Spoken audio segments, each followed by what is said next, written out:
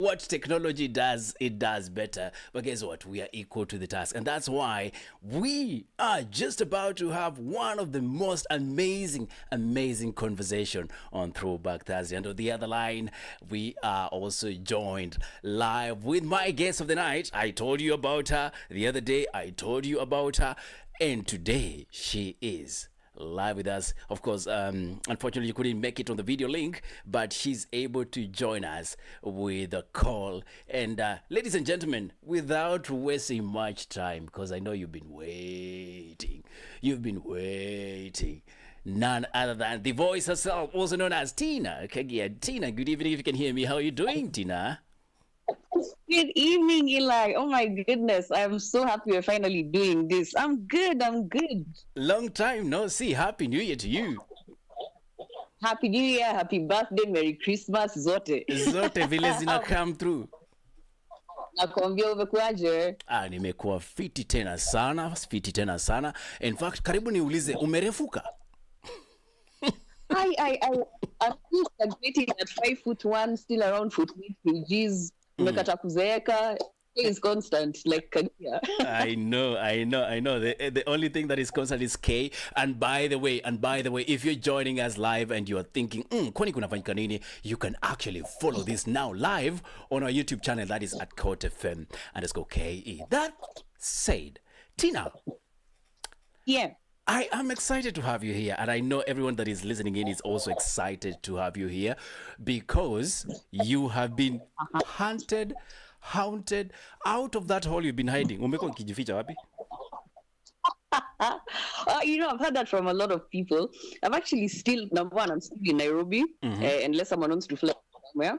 I've been doing my own things. Chini ya maji tu, once in a while, it's important to sort of diversify. So I got to learn a lot of things, everything from business oversight to procurement, brand marketing. Yeah, you don't just sit still. Miaka inasonga, economy bado ndio hiyo. So you sort of have to start thinking outside the box. But my one love remains constant. Music, radio, conversations like this, great conversations, people like you. So yeah, Tina is still around. Nothing much has changed per se. Yeah, so but more details, you'd have to physically see me. Hapo kwa physical waniachie. Yeah, I'm like a mole. Like the moles just pull down carrots. You never see it, but you see things moving. Yeah, definitely. So Tina, this week we woke up to some news, and one of those news I'll definitely be talking about in a few. But before we get into that, you are a radio lover. You have been through the media for some time now. I mean, anybody that grew up listening to one of these very famous radio stations will not go without noticing your voice. So one wonders, hii sauti nzuri yenye umekuwa nayo, unaweza tupatia tu ID yako ndio tujue ni wewe, because watu wajazoea kusikia hivi. Oh my goodness, what do you want me to do? I would love for you to do one thing. There's this time you used to, you're on air and you'll tell us, I don't know, there's a cafe that is happening here, and you tell us stories about things that we never had, and now we know. Yeah. Go ahead. Okay, so you want me to... Saizi mimi ndio producer wako, and we are giving you a live link in 3, 2, 1. Great. How are you doing this beautiful evening? Straight from Nairobi, I am Tina Kaggia, a.k.a. The Voice, chilling out with Eli Likuyani on KOTFM. And of course, this is the fastest growing online show. We'd have real conversations, talk about real music, real people, real things. And right about now, being a Throwback Thursday, I'd like to tell people something that they possibly don't know about an artist that was born, I'm about to tell out someone, in the year 1982. And the one thing that people don't know about them is that they are ambidextrous. If you don't know what that means, they can write with both hands, actually do everything with both hands, but by birth, they were left-handed. I'll give you a hint. In the year 2016, they released a song that to date is played in clubs, it's played at events, it's played everywhere, and he's also known as Sauti ya Dhahabu. For 10 shillings, yes, holla at us. I'll let you know who it is in just a bit. And the number to call is 0714308777. Hang out, of course. And that is Tina Kaggia. And Tina Kaggia, great to have you here at home. Tujipige makofi. Hey, All right. By the way, sijui ni nani hiyo. Umenipea pressure wewe. Ama hiyo 10 bob itaenda kwa nani? Fanya hivi. It's really the answer, but no, unajua bado itabidi unichunie kitu, but I'll tell you who it is. Yeah. They're ambidextrous, right, both left and right, but were born left-handed. Mm-hmm. I tell you who it is. I'm thinking. DNA. Umesema nani? Mr. Fimbo himself. Yes, he's ambidextrous. Kumbe alijaribu kuprolong maisha yake. You know, they say people with left hand, they don't live for too long. I don't know if that's a theory or a myth. But now he decided to go the right side. Yeah. Yes. And you know, it wasn't out of choice because, you know, back then, you know, just in your old school kiasi, back then, teachers had this thing where they'd say that writing with your left hand is wrong. So teachers would smack you on the hand. So to avoid that, and he's a very bright guy, he decided, you know what, I can write with both. He decided if you give them lemons, they make lemonades. And by the way, we had Mr. DNA himself a few weeks ago here on the show, and it was amazing. We had a great conversation. For those of you who missed out, you can always head on our socials. Now, Tina, let's get into this. Okay? This week we wake up to a story about a famous artist that we both probably at one point or another listened to growing up in our homes. And for those of you who wanted to talk in Shantara Baba that has gone to school, you definitely know him. His name is Ron Kenoly. Any memories? Yeah, absolutely. I remember that time I think especially when I was around Form 3, Form 4, that's the time when, you know, CDs were the in thing. And in our home where I grew up, you know, Jesus Family and everything. So my dad used to get us a lot of gospel CDs, and Ron Kenoly happened to be one of my favorites, actually, through the rest of high school and transitioning into campus, because after high school, no, there's nothing much you're doing, unaenda keshas, and I love worship. I really love worship. So Kenoly really came highly on my list, and this guy, I mean, everything about him was amazing. Living 81 years, first of all, is not, I wouldn't say it's a small feat. This guy won awards, he was a good family man, and he came out with songs which are absolutely timeless. You know, those songs you listen to and you're just like, wow, this is actually deep music. Because, you know, a lot of guys will come out with a song, 2 years later, a year later, no one seems to remember about it. But this guy, I think for me, the thing that struck me the best, you know, first his demeanor, his persona, he seemed like, you know, the sort of person who you'd sit with in a room and you could have a conversation about God, about life and stuff. And then some of the music that he released, I think my favorite hit would have been Ancient of Days. And then, you know, like the way you start thinking about other songs later, there was a song he released, I can't remember the year, but I think it might have been around 92, that was called Morning into Dancing. Mm-hmm. So now you see, the world, I personally feel a sort of loss. It's almost a personal loss because, you know, we grew up around this music. We still sing these songs in church. So now, unfortunately, you know, we are mourning, but he's dancing on the other side of the grass. So I believe he left a great legacy. And he's a sort of artist that people can look up to date. You know, worship leaders, you know, like pick a lesson or two from him. You know, music doesn't have to be that complicated, but it needs to be impactful. So, yeah, to all his fans, of course, we don't know his family, you know, may his good soul rest in peace. Definitely. And you know, when you talk about that kind of jama, I mean, when you talk about Ron, everyone that definitely grew up listening to gospel ambayo imeenda shule, unasikia ni kama unakaribia utukufu. This is a man you wouldn't miss on the playbacks. So, Tina, you speak about music and impact that music leaves. You have been on radio. You are still actively involved in radio stuff. What is it for you that stand out or stood out when you were doing one of your many presentation shows when it comes to music, analyzing music? What do you listen to say that this is a dope kind of music? I listen to music in a very, I don't know if it's a strange way or maybe I should have been a producer in another life. I listen to a song and in 10 seconds, I'll be like, I like it. You don't have to have said a word or rapped or anything. There's something that catches me within the first 10 seconds and I'm like, yo, there's something here. I don't think I've ever been wrong. And I'm not Kujino. I'm not really tapping myself on the shoulder for that. But in like 10 seconds, for some reason, I can tell there's something about this song. There's a reason that people are going to listen to it. And like even how we listen to music at home, I could be in my room and my daughter is in the living room blasting her music, Gen Z. And I'll hear a song I've never heard, and I'll run out of my room and ask her, whoa, what's that? And she starts laughing, like, okay, yeah, this is this and this. And I'm like, yeah, okay, makes sense. And you start looking at the numbers, you're like, yeah, this is a big track. So that's initially how I listen to a song. Then, of course, there's the content to it. There are songs that are catchy. It could either be a one-hit wonder, or it's going to be a banger for a while, or it's going to be a timeless hit. Those are the three categories, in my opinion. Or it's just going to fall off the wagon after like 2-3 days. You know, you talk about one time wonder or kitu imekuja imegonga and everybody's like, yeah, that is a big deal. And then a few weeks later, somebody's releasing. So, Tina, you are in studio, you receive a music request and you're like, dude, tulishatoka huko. What makes a song not outlive the chart, would I say the top chart? What makes a bad song in your view when you're doing music, especially in studios setup? I wouldn't use the word bad.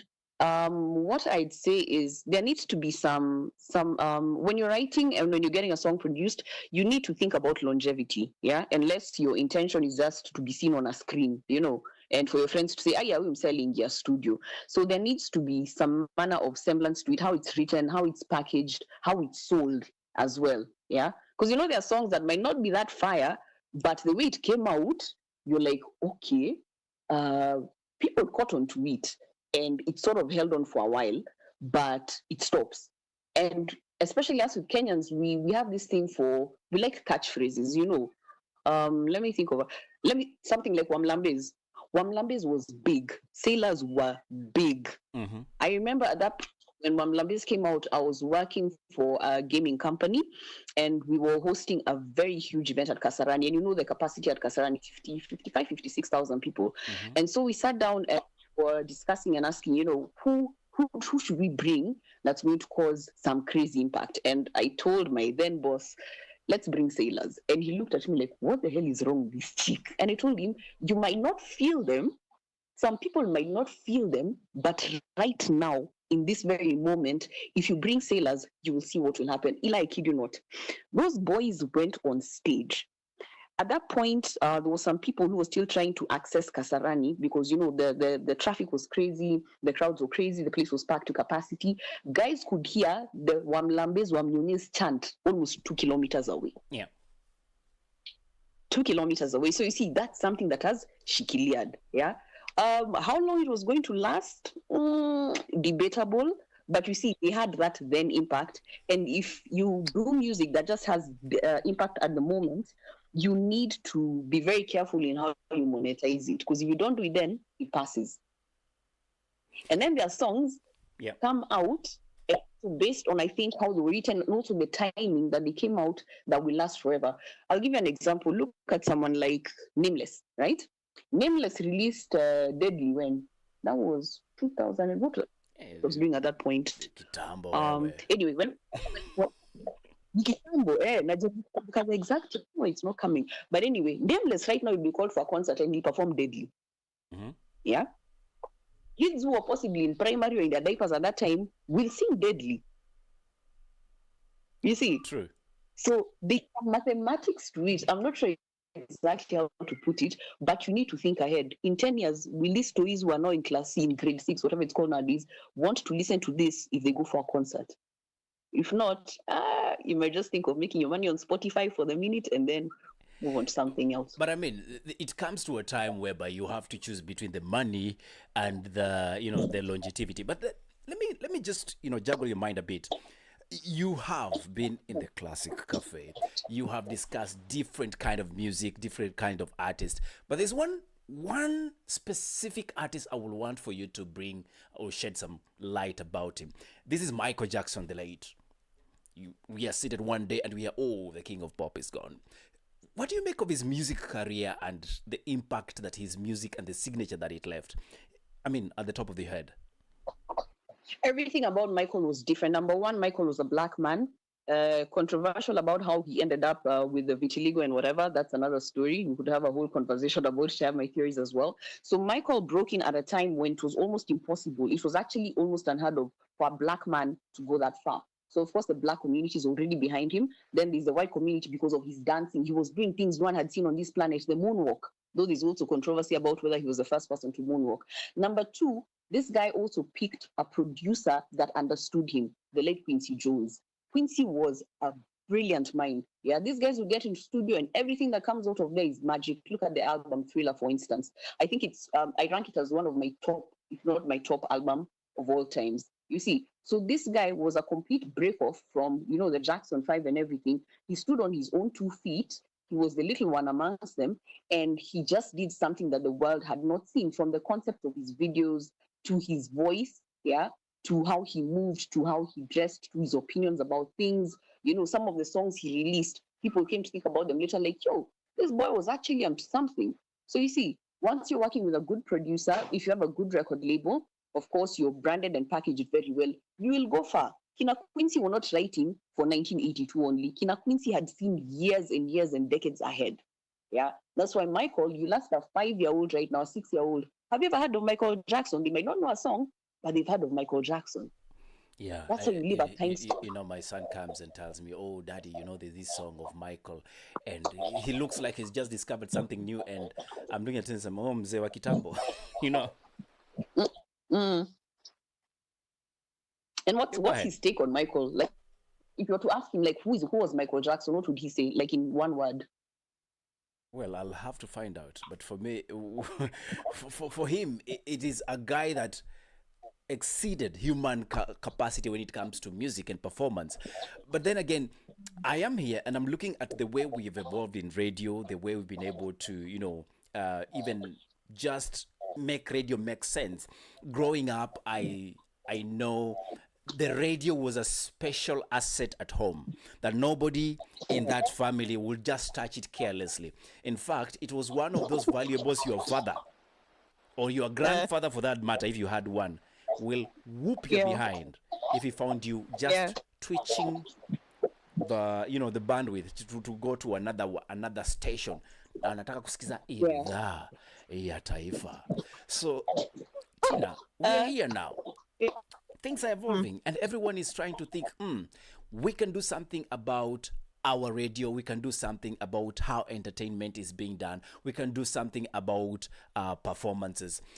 But what is this reality about the media and the aspect of before you, the listener or the viewer, gets to enjoy what you enjoy? What happens in between to make the show become a show, in your experience? That's a good question, because you see, when I was actively on radio, I think things are different from how radio is being done now. In terms of, there was a science to it. You see, there was a science to it. You have your music playing, you have your ads, you have your links and everything.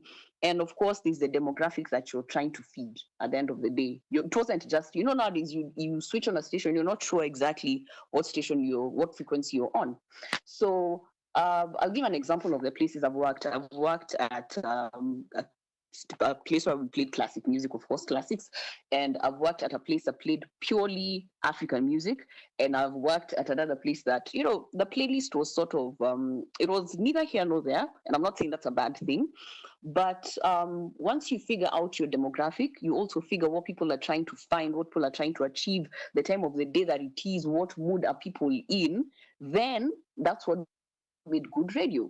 I'll give you an example. Capital FM, which is actually the one place I always wanted to work. Jimbona Sikupenya.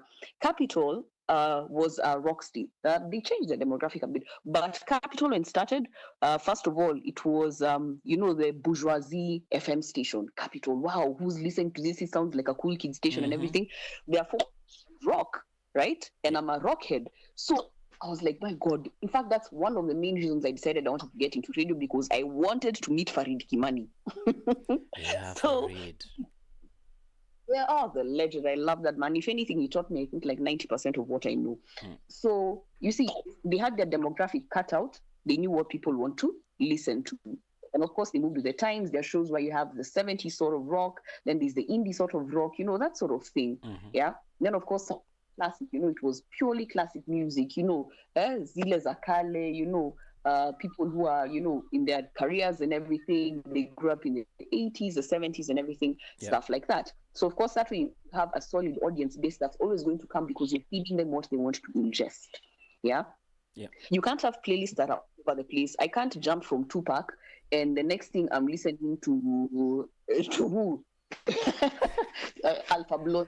Wacha tu wewe unatoka Tupac alafu nasikia tu shindu shimwindi shindu shimsungu digi digi digi msichana nipe daga daga daga, and those are the things I struggle with. I am having a great show here, and one of my friends is called Annie. Annie comes in and says, nipatie ile ya Kisumu. And you're like, can't you figure out tuko wapi? Saizi tuko Love Zone. Alafu unaniuliza, msijana unapenda digi digi digi. I'm like, ai. And that's another thing that presenters, in as much as they don't publicly come out and say it, it's one of the things that irritates presenters, because you'll find someone, let's say for instance, KOTFM plays, for instance, R&B, then there's this guy who will bombard your email socials with some gengetul song. It's just not the demographic, right? So someone starts, watu hawachizangi, they don't support. No, you just need to find where your niche is accepted. You see, like the same way you'll go to church and you'll go to, say, a Baptist church. You're not going to go and expect a service from a very contemporary church, right? Yeah. So why should people expect the same on TV or on radio? It doesn't work that way. And then there are people who, the artists, make a very terrible mistake. And I told this to a lot of people, especially when I was working for a purely African urban station. Someone is going to try and craft a song. Yeah, they go to the studio, you pay the producer, you spend your time, you spend your energy, your resources, because you want a song that sounds like Nani's song, because Nani's song is played on station X. Yeah. And in your head, that's a station that's going to blow you up. Yeah. So people make some very interesting mistakes. And I've always said, if you want to know what's currently worth spending your time at a studio, sit down with a proper producer and talk to DJs. Proper DJs, not your local DJ who plays your music just because you buy him a drink or two after that. Like, sit down with a proper them, what do you think of this? Should we get this thing mastered and distribute? Or should I go back to the drawing board? A proper, solid DJ worth his salt or her salt is going to tell you the truth. I'm listening to you, and again, no pun intended, because at the end of the day, there is this corporate language that they say the client is the boss. But then again, sometimes you just have to choose a niche. And that's what I struggle with when we are trying to curate a certain, radio is programmed in a different way. You can have the morning show, the breakfast vibe or something, then the mid-morning, then the lunch hour, and then the, afternoon stuff and drive show and what have you.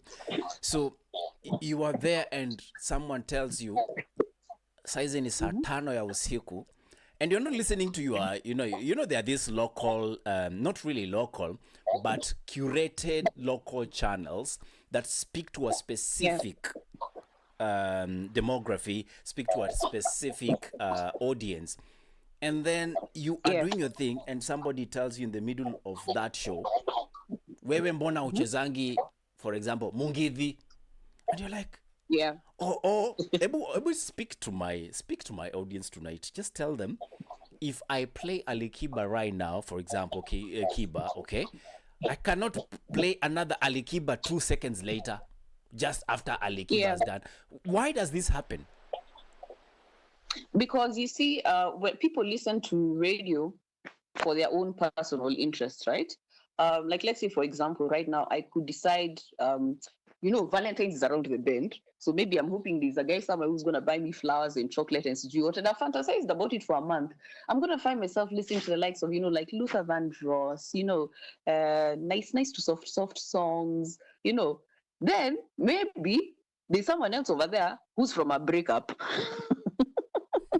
And you want to hear talking so much right now. You know, Wants to hear taka taka taka taka, sijui hata niliona nini kwako.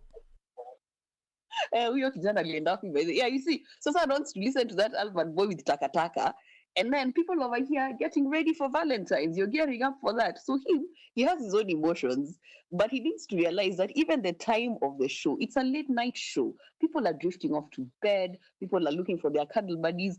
I don't want to listen to taka taka when I'm going to bed. That's a song I'm going to listen to randomly somewhere, but not when I'm going to bed. You know, it's called a day part. The same way when you office or you go to wherever you grind, right? There's a time for everything. During your coffee break, you don't want to be having meetings with your boss.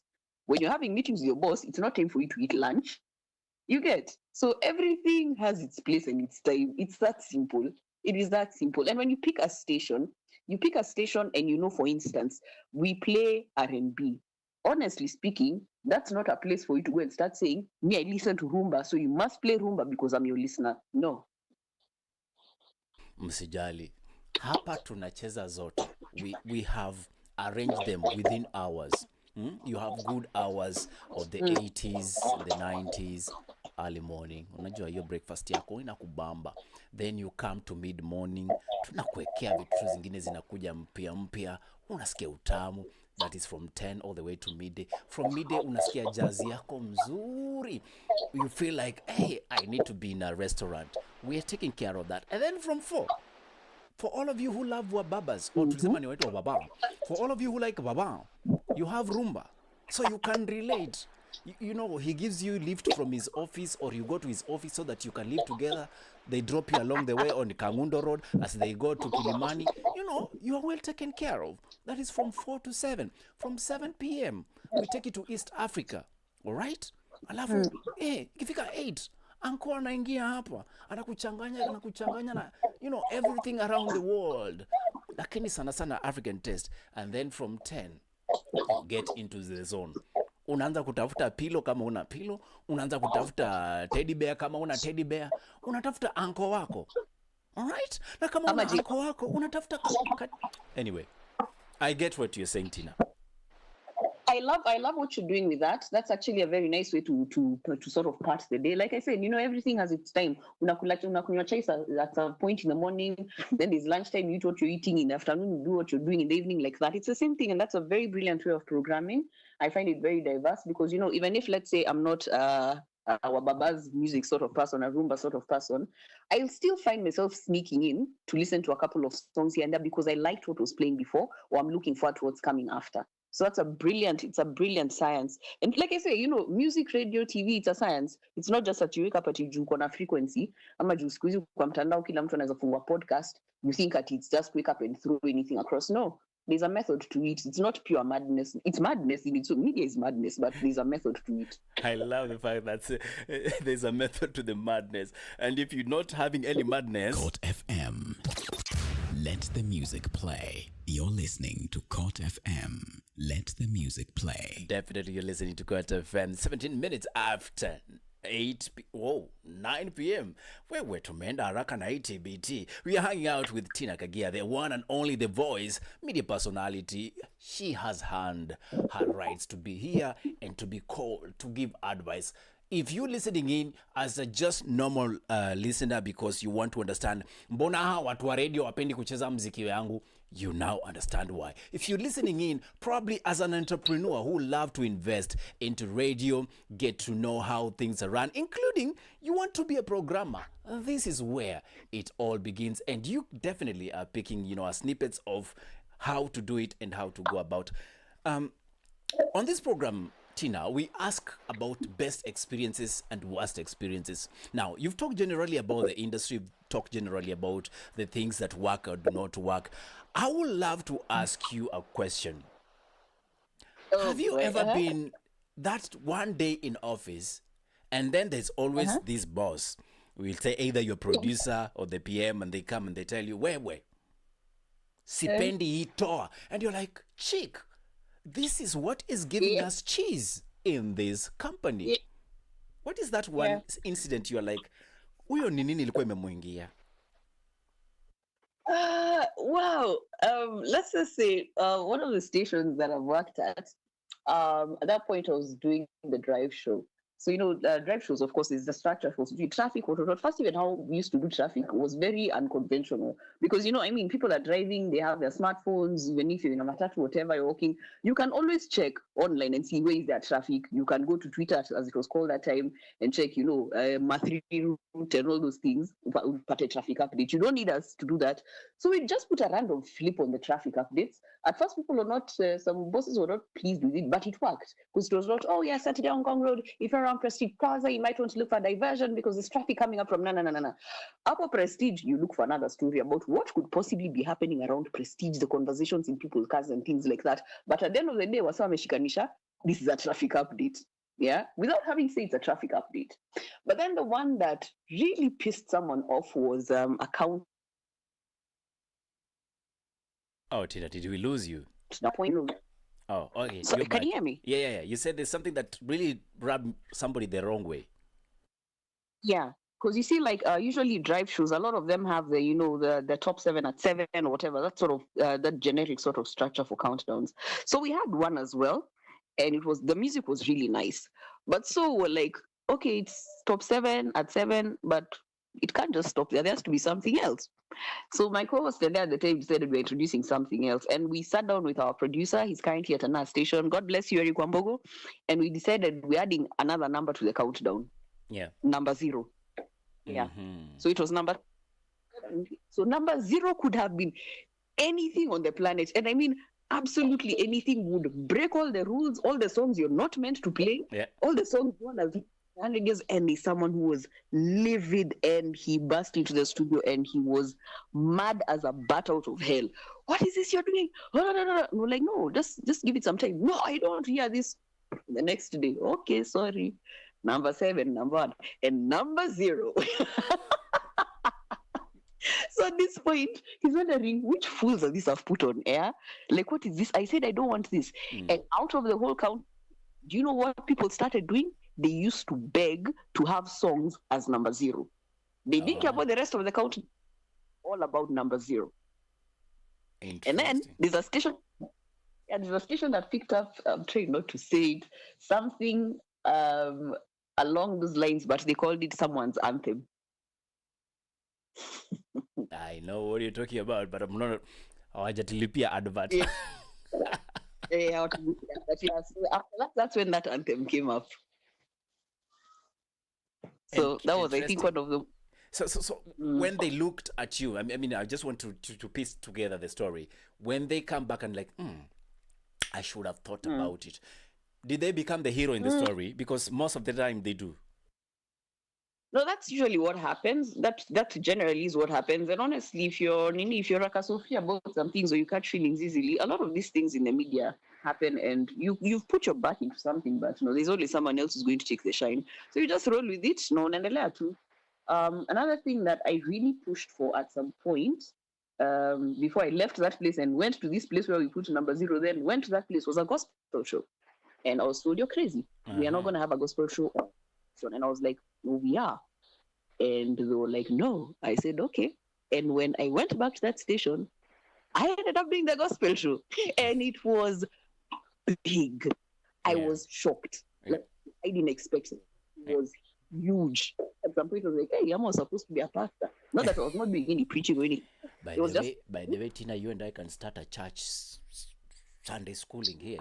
I used to have such a program, but dhambi zilizidi. Nikaamua mambo ya madhabahu.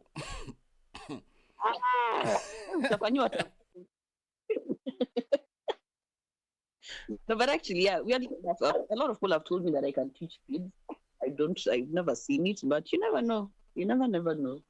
You never know. Never know. If you have questions for my guest of the night, this is your time to shoot them on my way so that we can be able to listen to you. And if you have no questions, you can also send in comments based on what we're discussing. In the meantime, it is, of course, that hour that we are almost getting to the news, what do you call them? The news, the news roundup. But Throwback Thursday with Likuyani Eli. Hey, that's what I wanted to ask you, Tina. You are on air. You are on air. And then Gafla Binvu. You know Binvu? Yeah, Binvu. And you know Gafla? Kabisa. So Not the blood. Binvu and Gafla decide to make a combination. And then they call their relative. Their relative is called Butua. So Gafla and Binvu, they decide to call their cousin, who is Butua. Sema Butua. Butua. Unasoma hivi script, unasoma kitu umeambia usome, alafu Butua inakuchapa, alafu you go blank. Have you ever had a blank moment on air, Tina? Have I ever had a blank moment? Let me see. I would have mentioned a lot. I've never had a blank moment. Oh, I did. Okay, let me. Ooh, it wasn't a blank moment, but it turned into one. So Tell me about it. My first ever solo radio show. Because when I joined radio for 5 nights, because I was doing what we used to call the hookah shift from 10 until midnight. I had someone for 5 nights sit with me. He now works in TZ, and just make sure nothing goes wrong. So, seeing I'm expecting the next week everything is going to go like that. And my brother from another mother minor calls me and tells me today you're flying solo, and I'm thinking, okay. He was like, yeah, don't worry, you'll be fine. So that time I drank a lot of water because I was panicking, your mouth gets dry, I've drank a lot of water. Alafu naogopa kwenda bathroom just in case something goes wrong. And you have like 2 liters of water in your system. Yeah. So I'm sitting, I'm alone, I can't go to the washroom. That was not my biggest concern. My biggest concern was, what if something goes wrong? But so far, so good. What's the worst that can happen? The worst that can happen is my younger sister calls me. So she's calling me to tell me, oh, sounds so nice. And I say, thank you. And she's like, wait, we can hear you. So it hits me, my mic is on. And at that point, I forget with my mic. I'm like, oh my goodness. Then I said something that I shouldn't have said. I used a word that is not very polite. And she tells me, you're cussing. And me trying to take the cuss, I cuss again. And so she hangs up this thing together, and I'm doing it loudly. So I put the phone down. Now I panic. I'm looking at the desk like, which was that little button of mine? It must be this one. Shui. Yeah, problem solved. I relax. Next thing, Mina calls me, sweetheart, you switched off my station. Mama yangu. Am I remembering how to turn it back? We are off air. Yeah. Well, he's told me to switch off my station. He said, don't cuss on my station again. So first of all, I need to pee. I have switched off the station. I'm not sure if I have a job in the morning. I have cussed on air. And I want at this point to collapse and die. And told me, you figure out how to turn it on. No one's coming to save you. And I figured it out. And after that, I had choice words for my sister. I told her, you ever call me ever in your life when I'm on air? You know, Tina, hii kazi imetunyang'anya mabibi. Hii kazi imetuharibia wapenzi. Hii kazi imetuharibia vitu mingi. Please tell these people, sio kupenda kwetu. Tell them on my behalf. Sio kupenda kwetu. Imagine, by the on a serious note, sio kupenda kwetu. Unajua, si mtu anaenda job. You're just doing your thing. You're working, unajaribu kutoka block kila mtu mwingine. Then your husbands and your wives, they slide into the DMs. And they say all manner of things. And even they offer money and things. And then they dream about us. And then you say it's our fault. When I not even know what your husband looks like. Mimi wacha nikwambie kitu moja. Why am I having a call back? Tina, umeniweka wapi wewe? Why are you having what? Umeniweka sasa napata feedback kutoka kwako. Unajisikiza kwa radio? Unajisikiza na watu wangapi? Wacha kujisikiza kwa radio. My friend. Is this still giving? Aya. We seem to be having that moment when Tina's phone decides to do what it's doing. But anyway, we'll be coming back to her so that she can be able to, regularize. Hiyo kizungu ni ngumu. So don't worry, Tina. I've muted you for a while so that you don't do that thing you did. I'll switch everybody's radio off. But before we do that, we want to get to, some interesting stuff, and we are still hanging out with Tina Kaggia, the voice herself. Find out what more is coming up, but in the meantime, I want to go to the news roundup so that we can be able to be updated on the things that happened. Amesema, you've switched off my station. We si ya kupenda kwetu, nitatengeneza. Alright?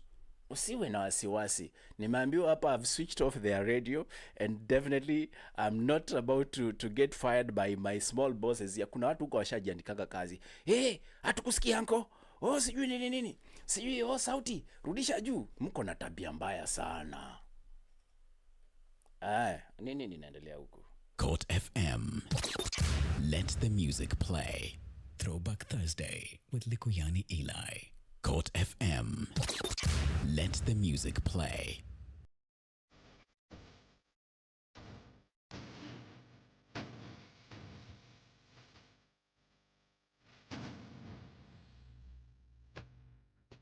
Good evening. Welcome to KOTFM News Roundup, 9:30, and here is what made news tonight. IBC appoints Moses Ledama Sankuli as acting CEO as former LSK President Nelson Harvey defense move to Gashagua's DCP amid public backlash. Former LSK President Nelson Harvey defends, and rather, we move on to the next item.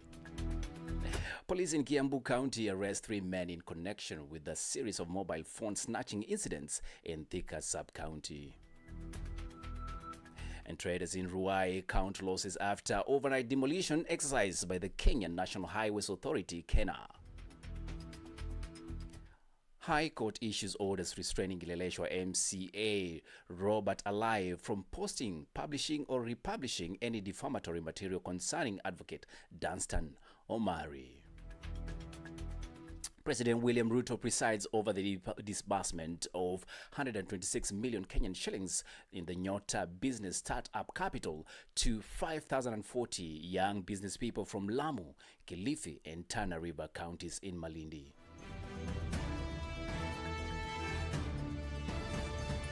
Court FM.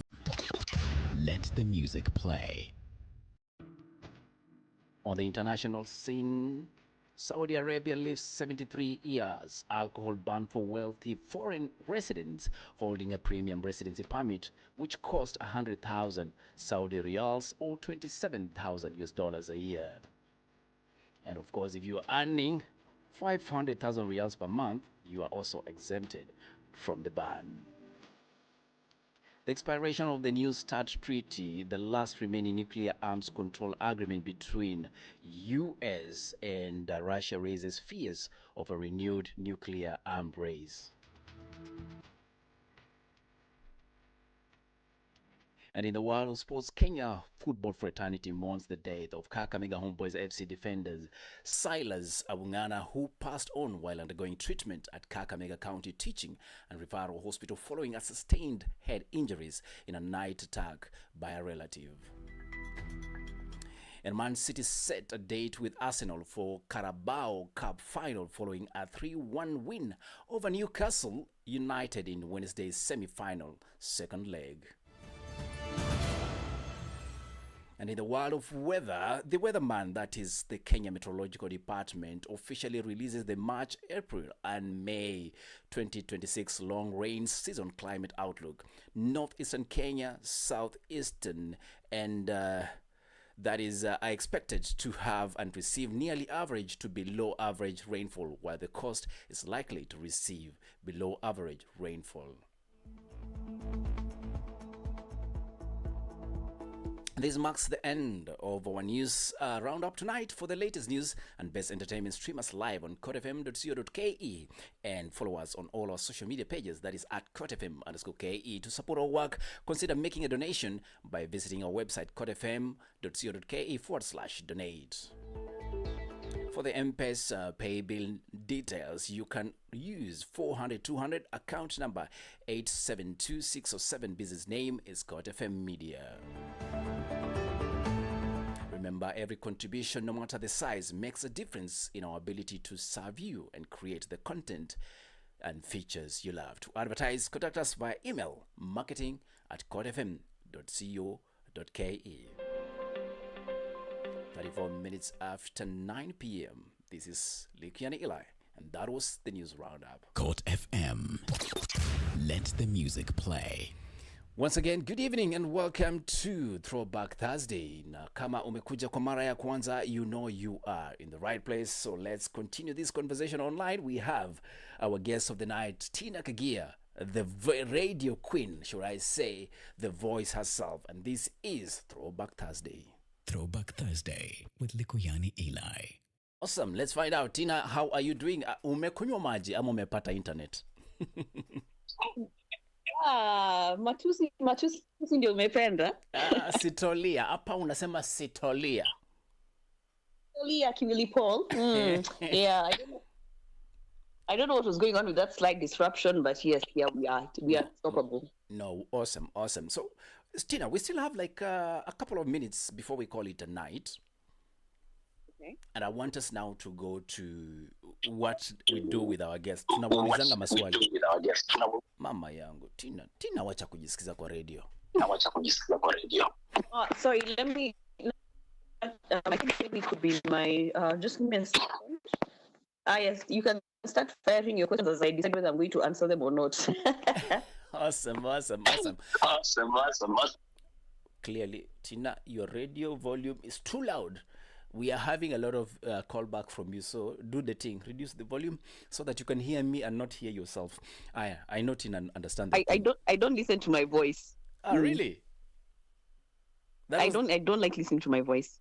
Usiseme hivyo. Sasa watu wa radio wanakupenda hivi na wanasema you don't like listening to yourself. Tina, don't say that. Sema I love Imagine, my voice. I'm serious that I love my voice. I just don't like listening to it coming out of devices. I find it weird. All right. You know what I love about my voice? Naambiwanga anko kuna sauti poa na mesema I know it, but I just wanted confirmation. Oh wow, must be nice. Must be awesome. Must be superb. Must be mwah. Oh my goodness, you did not go there. Hizo tumechoka, yeah? Okay, wasichana sema mwa. Aya, sawa basi tumetoka huko. Hello Mercy, how are you doing? Good evening. And the way she has a wonderful voice, so nice. That is according to Styles, and amesema asante sana. I had a question here and you don't need to answer right now. You can always pick them up together. I had a question from Annie who is asking, what are you currently occupying yourself with? Because hatukusikii kwa radio, uko wapi? Aya basi, jibu maswali. Tina. Okay. I said, yes, I'm currently not on air. Like I said, at times you have to be underwater, chini ya unaingia mitini kidogo, just to sort of expand and do other projects and work on other things and build your skill set. But like I said, I've learned a lot of things. I'll just put it like this. I'm very good at procurement. I'm very good at business oversight, marketing, and, just helping people restructure and keep their businesses together. That's what I've been doing. And of course, raising family and my many cats. Wait. Tuachie hapo. Aya basi, umesema many cats. Unajua unatumia kizungu ngumu sana. Uliingia na kizungu ngumu. Nimesema many cats, paka, manyau, kinyaus. You are mother cat? I'm mother paka. I almost thought it's mother father, but it's all right. She's mother paka.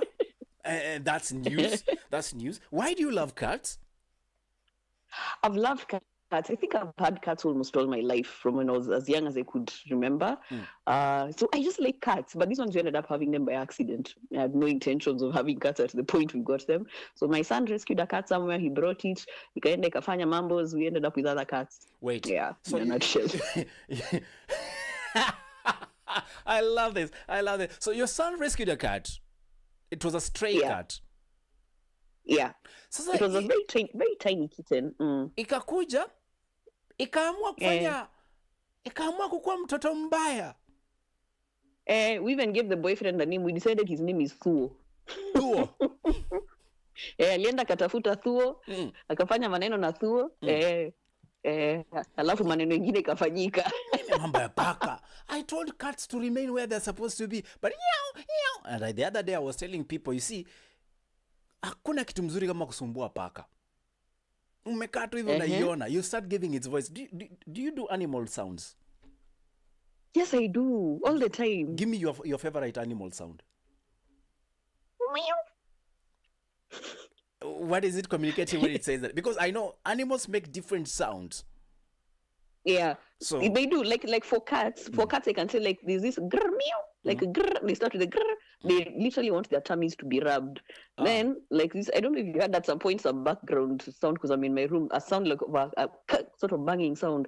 This crazy cat knows how to open my door. So if I lock the door and she wants to come in, she jumps on the handle and pulls it down. So yeah, she's a terrorist. She's a very crazy terrorist. All right. So what other sound does it make except the one that you want a tummy rub? There's the annoying one for hunger where it's a meow that sounds almost like a growl. It's a wow, something like that. Okay. Which is very annoying, I'm gonna especially be at a 3 in cat the for morning. now. Tell me which sound I'm making if it exists. Okay. Okay. Oh no, na vile watu wananiangalia. They are waiting for the cat sound. You guys are not even normal. Like nyinyi tu watu wazima mmekaa hapo mnaniangalia mnangoja nipige sauti ya paka. What's wrong with you? Haya basi. Meow.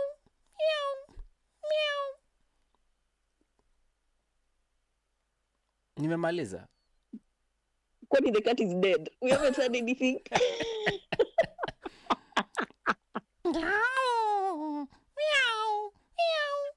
Oh, yeah. That's for mine. That's usually the ones for between, like almost at feeding time. When now they're trying to tell you, now you woman, you're being annoying. Like feed us now. Like now would be a good time. You're wasting our time. There's another one they make. The grrr sort of sound, Yeah, like when they're being rubbed. Yeah. That's comfort. They're happy. They're happy. Yeah, they're very happy. Do you know when a cat is actually scared or feeling threatened? Is there things Yes. they do? Yeah. There's a way they lift their paws sort of. Then of course the fur and the tail becomes puffy and the spine like curves upwards. That's a very terrified cat. Oh no. Or in the case of mine, they just hide under the kitchen counter. Wamesema wewe deal na mwenye nyumba. Mimi hata sijui huyu mama. You know, let me tell you, people come to my house and they think I'm crazy. They don't think I have cats because you won't see them. Yeah, they sense someone that they don't know coming into the house. They go and hide under the kitchen counter. There are very few people who can actually say they've seen them for more than a second. And they keep quiet until you go. All right. Yeah. Very strange. Aya. Now that we've done things about cats, I want you to give me your other animal sound because I have many. Yeah, maybe your thought should be given. I'm not that good at impersonation, by the way, unless when I'm actually around that particular animal. You love dogs. I love dogs. I absolutely love dogs. If I could have a dog, give me your dog style sound. Do I sound like like a sound that like the dog produces, like the stylist dog, like in a stylist dog? Oh, yani inabweka kama mbwa. No, we need to know your talents because I'll be hiring soon. We need more comedians here.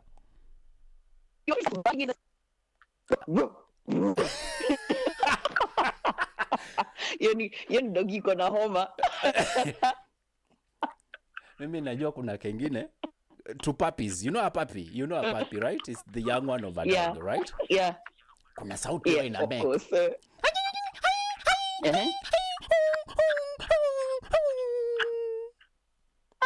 Hey, kumbe you have other talents. Radio kikataa kazi kisha unaweza kuwa impersonator. Na by the way, mdozi asinifute. Bado niko in character. Hii ni kazi nafanya. We are trying to establish other talents that we have. So, and very important. Mimi ningependa uniambie kitu moja. Have you ever had the lowest moment in a career? This question generally here, we answer them in two parts. You can choose to answer it lowest moment or highest moment, private life or business-wise. You are free to choose. Okay. Let's see. Highest moment was, I think, when I went back to classic. You're doing fiti. So that first was quite exciting. But I think no, actually, gosh, there's so many. There's so many. But I think the highest one I'd say in terms of, because it was a cross between both work and personal, was my final show at Nation. Reason being, it wasn't that I would say at my favorite show, but it was my highest moment because for the first time ever, it hasn't been done again, but big things coming soon. My brother and I were in the same studio. I listened It has to never that happened. interview.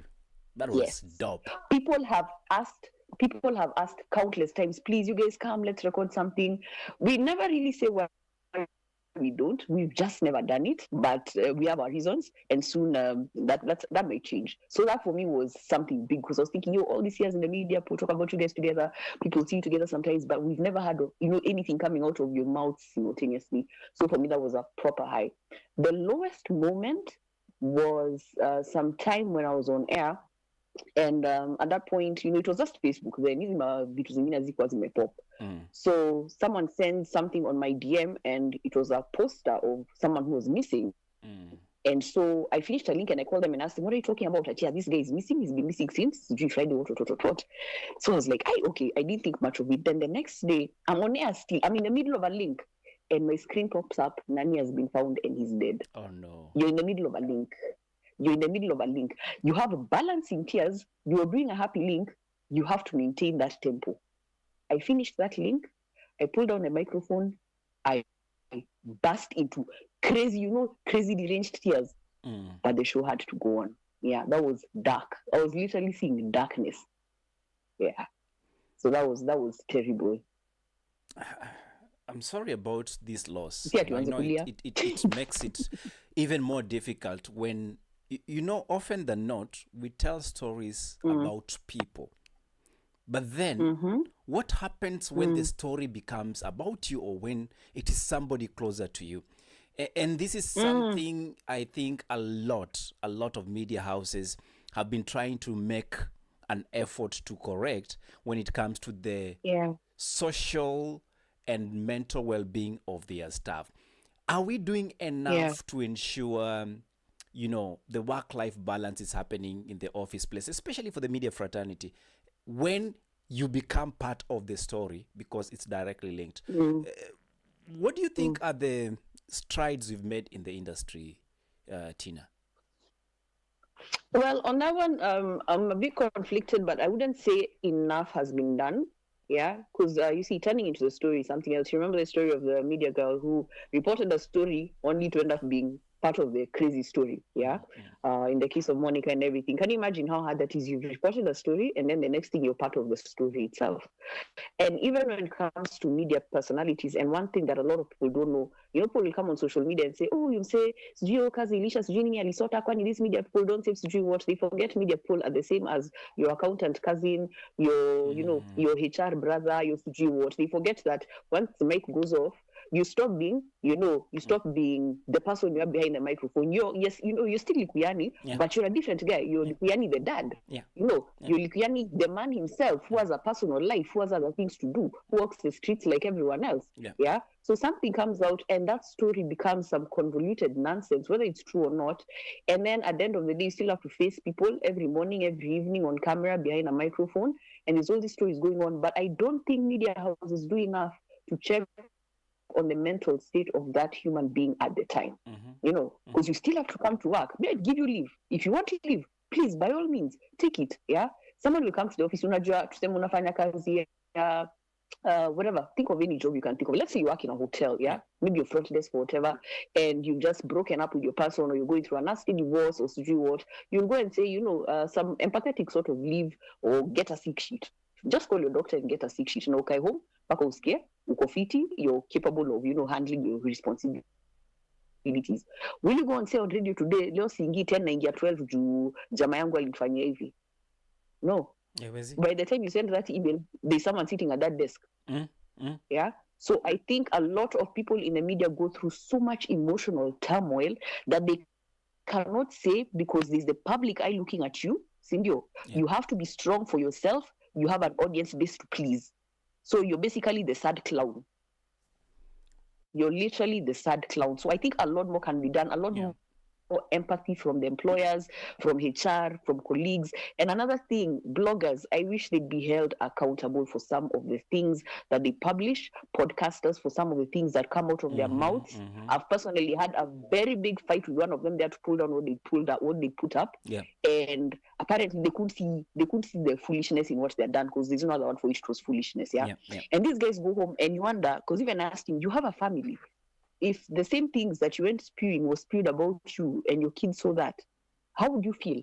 That's when you went quiet kidogo for a second. I think akili karudi kidogo. So I think people need to be held accountable to that. But when it comes to the mainstream, where there's actually a control setup, you have your boss, you have your PM, you have your HR and everything. Let's be more empathetic. Let's be more empathetic. Guys in the media are depressed. Those are things that people don't say. Guys in the media are depressed. But I mean, you remember the story of Kimani, and everybody was making a joke about it. You and I, Tina, have a common friend. Well, I just said the first name, David. And you remember his story, because ordinarily everyone will want to see, flashy lifestyle and everything. Well, these people are going through stuff. The entertainment industry is not that forgiving. And even to make worse, it's everybody always has a story about you that you never knew. I've been told stories like, oh, by the way, uncle, tunajua uko na huyu bibi mulizana, and I'm like, what are you talking about? Like somebody just decided they're baptizing themselves as your wife, and everybody's running with that story. Yeah, carelessly. Because like even this person, when they wrote that nonsense, when they published that nonsense, I called them and we spoke for a very long time. In fact, that day God really controlled my tongue, and asked them, some of these things that you let run on your podcast, did you do a background check? And the guy, this is someone who has a degree. So ni mtu amesoma, or rather nasemanga amesoma, and they go ahead to say, but I saw it on Mpasho, saw it in the open space, I saw it on Gafla. My editor, have you ever heard of this? And you're talking about that. My editor, his name, he has a code name. It's called Uncle B. That is the most thorough editor I've ever seen. I like that. This guy will not just publish because he has to do a story. There's a story we had. We were one of the first recipients of the story when it happened in DRC. You remember there's a time the former president, Joseph Kabila, had been sentenced because of treason and whatever it is, to death. Yeah. We were the first media outlet to receive that news because we had a contact in DRC. The guy did not publish, including the fact that he knew the facts were standing out because of the volatility of the area and everything that could come as backlash.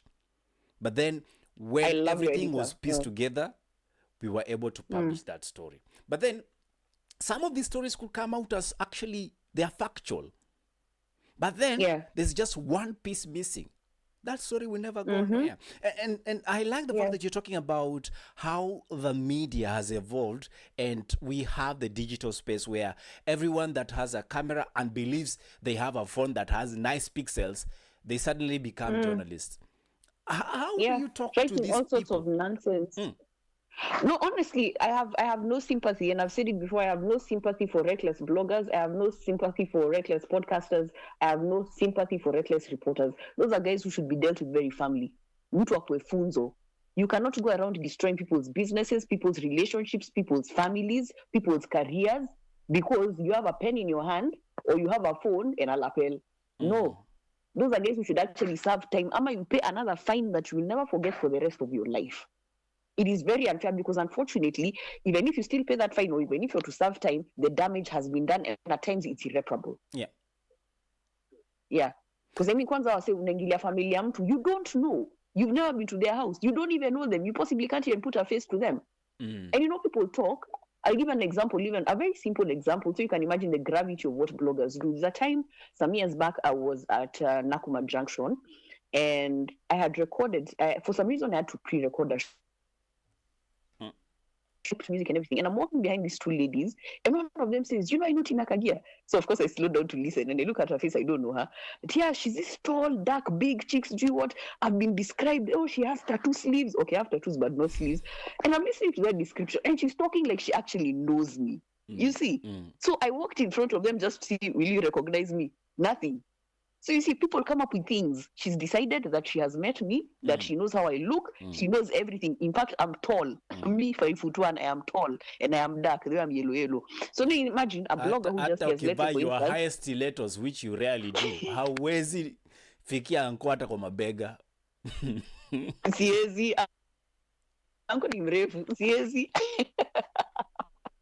So you see, so now a blogger will write, for instance, Tina spotted with Likuyani. The next blogger picks it up.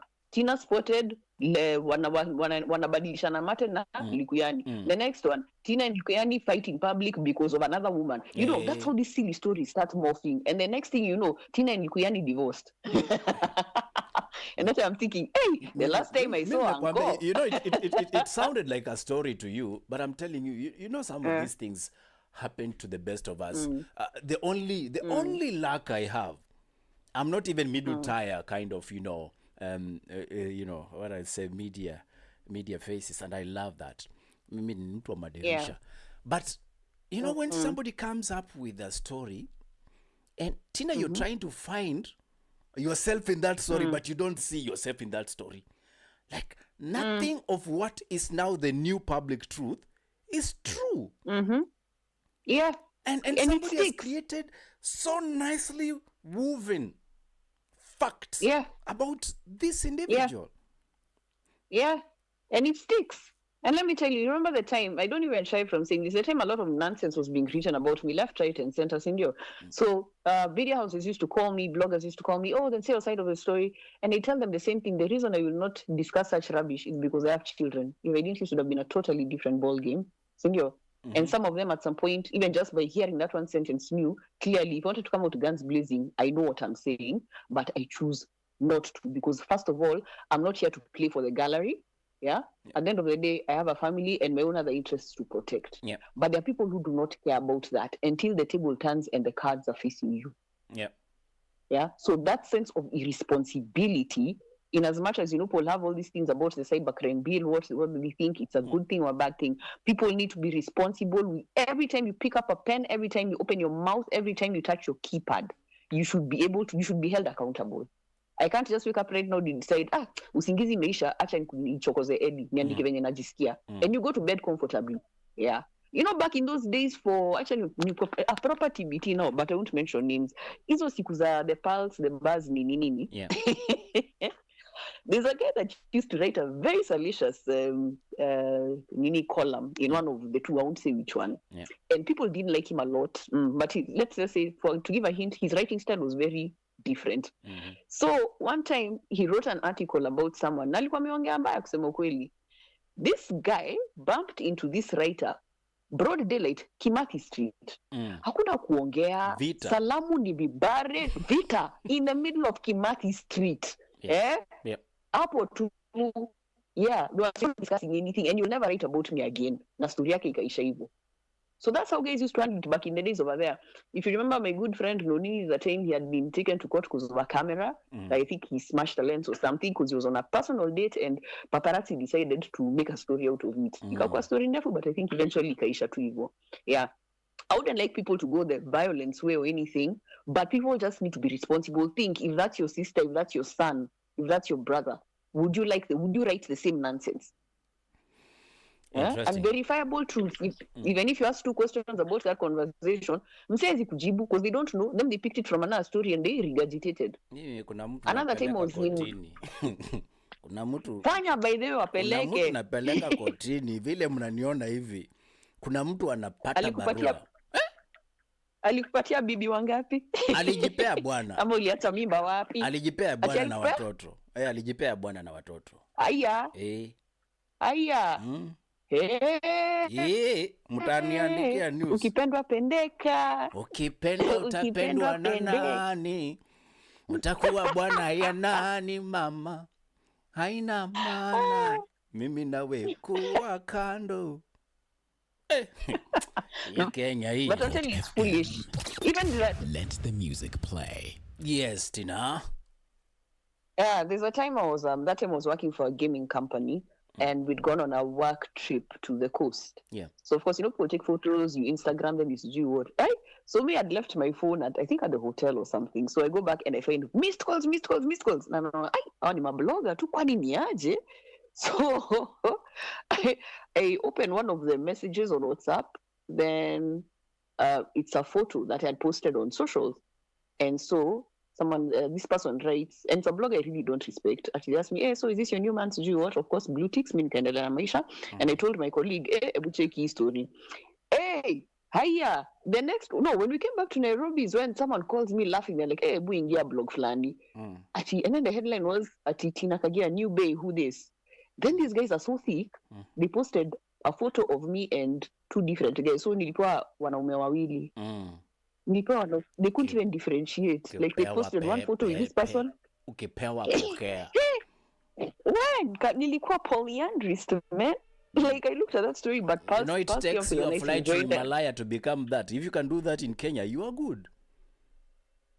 I'm telling you, bwana, hey, you tafuta the billionaire alafu ule wa kupapasa mgongo. Tina, you and I need to come this conversation again another time. But before I can finally clock it out with you, I would love to hear one thing. There's a difference between creativity and absolute madness when it comes to the industry we call the media industry. What's your take on pranks? Pranks? Yeah. Like, mtu anakuja na pana. I don't take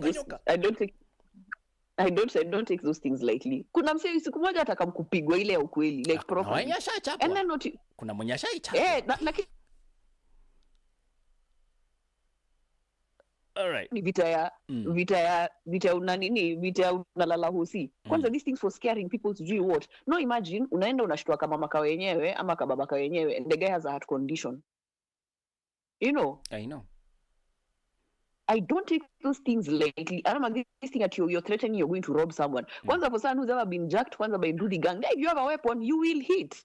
Yeah? So I don't take those things lightly. I don't find them funny at all. Kama content imeisha, achana nayo. Achia wase wanajua kujenga content. To some extent, in my view, probably you and I know a lot of this stuff are scripted, okay?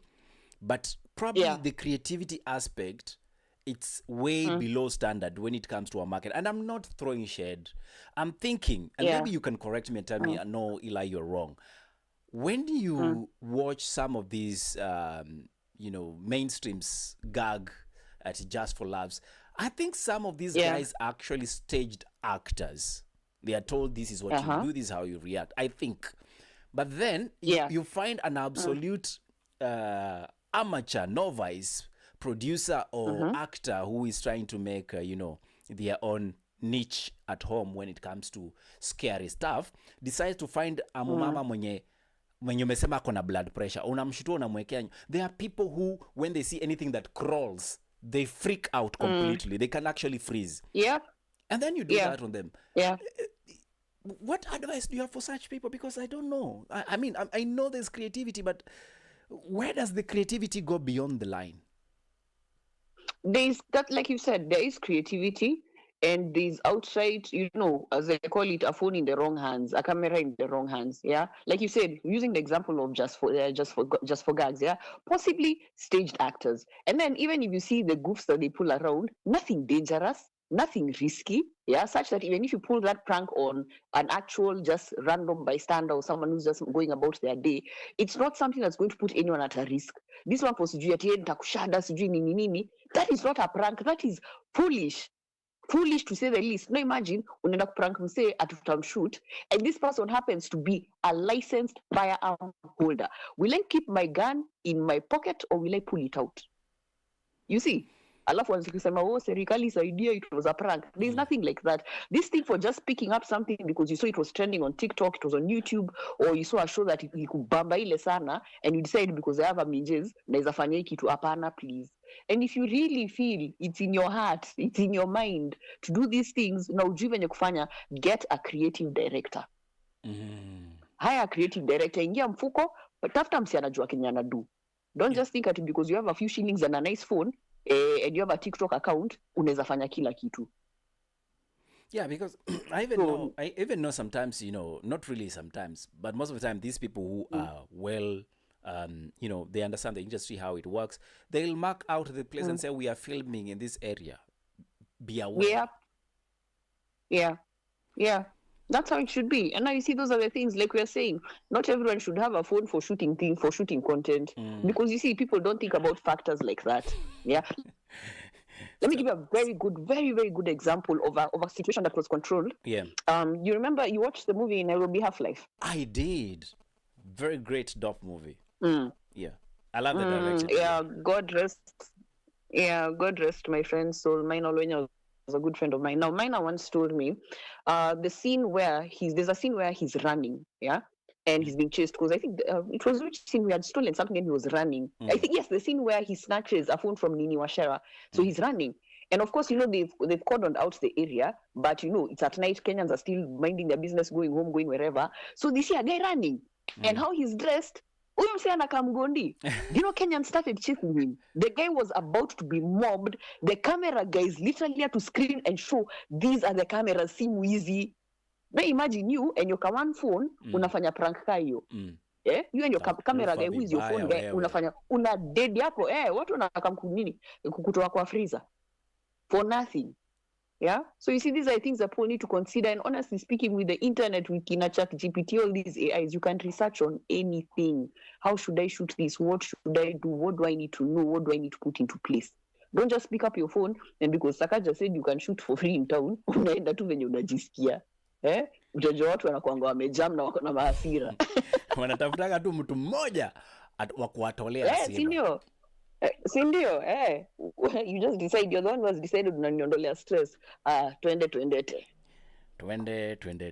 Ladies and gentlemen, that is, of course, Tina Kaggia, the voice herself, coming and gracing our airwaves tonight, just giving us some, very interesting talk on the media, the things that generally happen that don't matter to you, but they make a difference to every time you listen in, you tune in, and even get to watch that set of viewers. But that said, it's about that hour. We call it a night. We would love to get the final word from Tina. And Tina, as you give us the final word, kuulize, uko na mtu?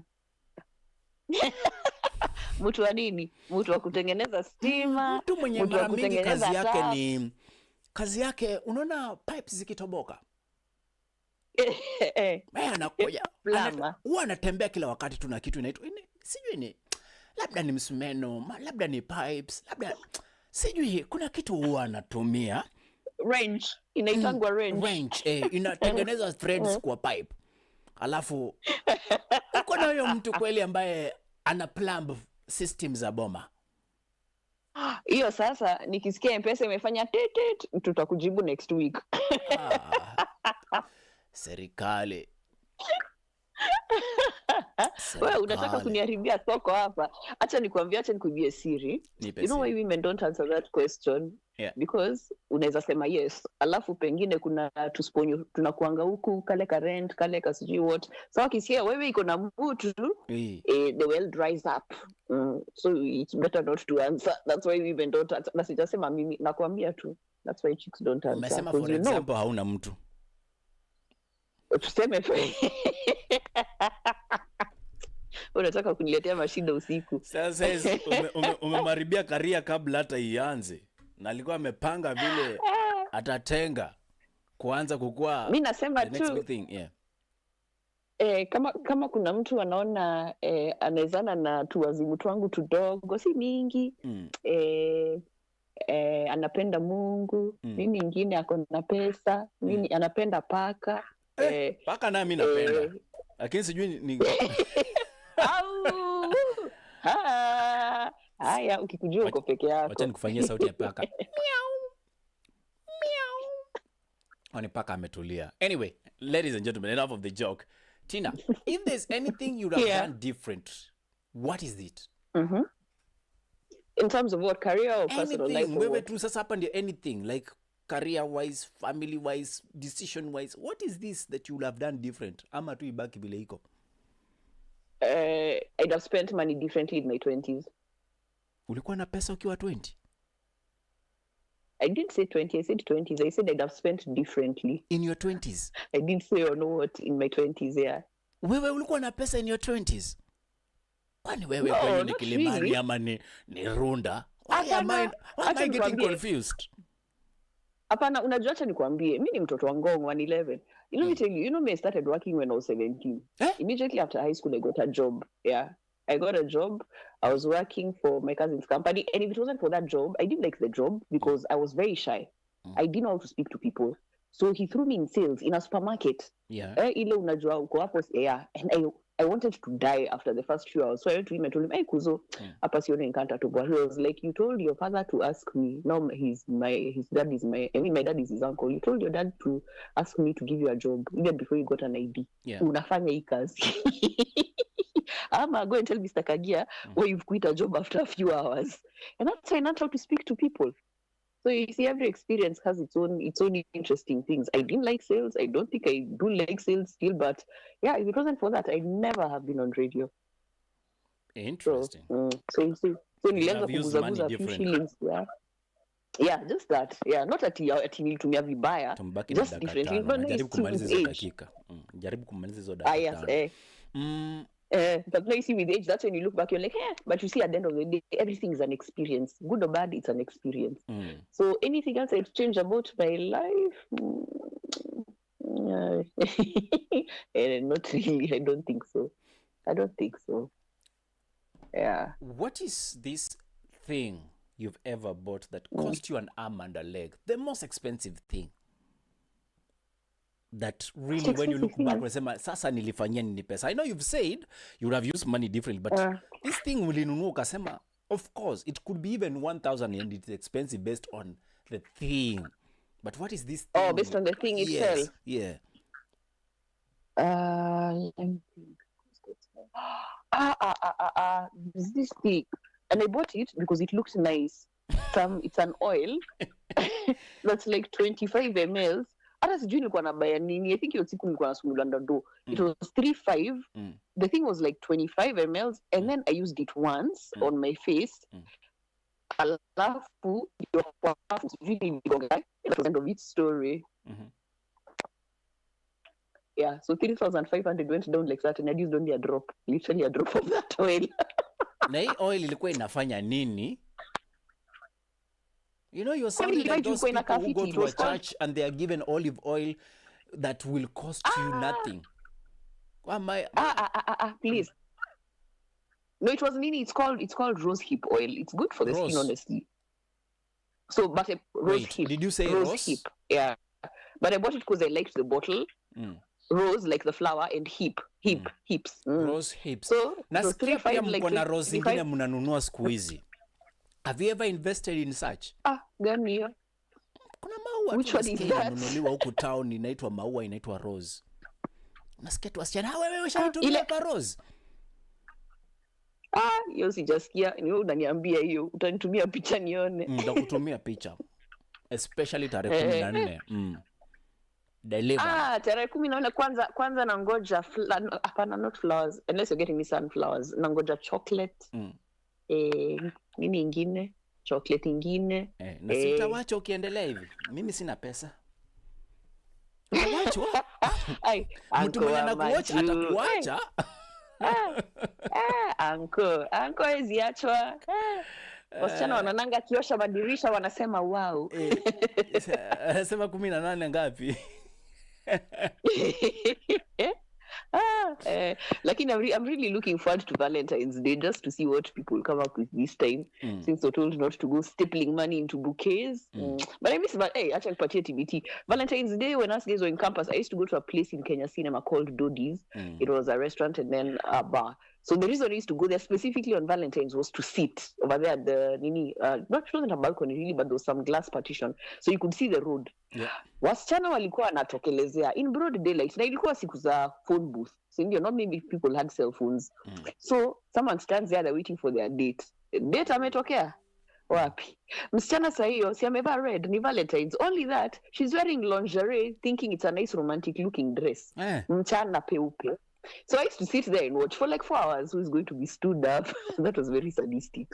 who's going to go to the phone booth, apige simu, jamaa asikuje, who looks like they bought themselves flowers. Valentine's was fun. Kuambia, this has been one of those amazing conversations that if you missed out, well, I can't do anything about it. Tina Kaggia is and has been my guest of the night, and she is still there. Anasema siku hizi anafanya procurement. Tangu agundue serikali iko na biashara ya procurement, na kuna sekta imepewa tu ya kina mama, aliamua kutafuta pesa, sio jina. Tina Kaggia. Yeah, thank you, Ellie. Oh, this has been so nice. Thank you very much. Oya, unaambiaje wadau? Uko na handle ama wali hack? Hey, yeah, my socials were hacked, but tutajua venye tutazirudisha. If it needs, we start from scratch. Hizo ni vitu za dunia. Yes, so once everything's back up, utajua venye utanisambazia huo ujumbe. Yeah, then let's see what happens. Yeah, but let's give it a bit of time and see if I can at least get the Facebook back. Awesome. That is, of course, the voice herself, Tina Kaggia, who was joining us live via the call because mahali ako alienda holiday katikati ya milima. Huko hakuna network. Nilingia mitini, man. Oh, ulingia mitini? Nilingia mitini mahali. Hiya, let's see. Time for us to call it a night. And for those of you who are streaming us live on our YouTube channel, we'll be going off link on that, but we continue on this TBT right here on KOTFM. In the meantime, is it your first time to be here? Is it your returning time? Just know we are here for you. That has been, of course, Throwback Thursday with Tina Kaggia, who is also a media personality, and her code name in the industry is The Voice. I loved her. I listened to her when I was still trying to find a footing. Nikakutana na yeye, disappointment kama mtu kafupi na sauti tam inamtoa nyoka pangoni. Good night, Tina. Thank you for coming. Thank you, Eli. I'll be seeing you in the next one. KOTFM. Let the music play. You're listening to KOTFM. Let